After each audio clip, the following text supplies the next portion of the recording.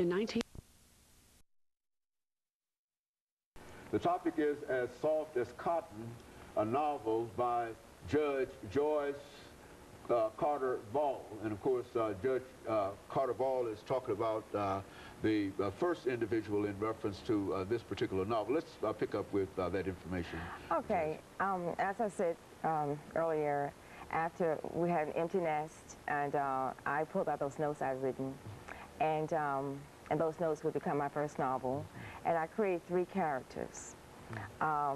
Sarah, my first character, is a young slave girl, born in 1831 on a plantation in Holly Springs, Mississippi. Sarah is a dreamer. Sarah is very intelligent and curious. And slaves weren't supposed to have dreams or any expectation that their lives would improve. And that's what Sarah could never accept. Sarah's journey represents the strength, the courage, the resilience, the ability to persevere that our grandmothers and great-grandmothers passed on to us. And I cannot celebrate what we African-American women have accomplished without looking back to acknowledge our ancestors.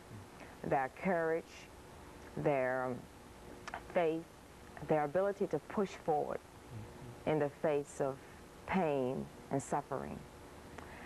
Our grandmothers and great-grandmothers nurtured their children. They were pillars in their families. They didn't skip out when adversity hit the family. I describe them in the book as trees planted by rivers of water. Our ancestors have shown us that chains can be broken. And my second character, Celia, is a financial advisor. She comes home to raise her 3 children.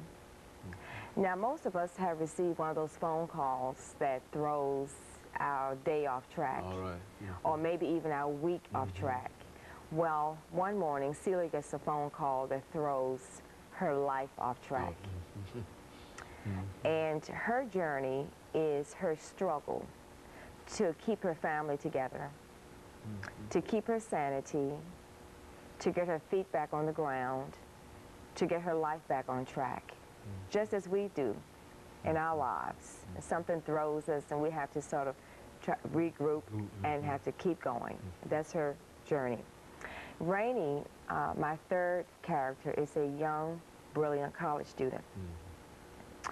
Her goal is to earn a doctorate in political science and teach on a college campus.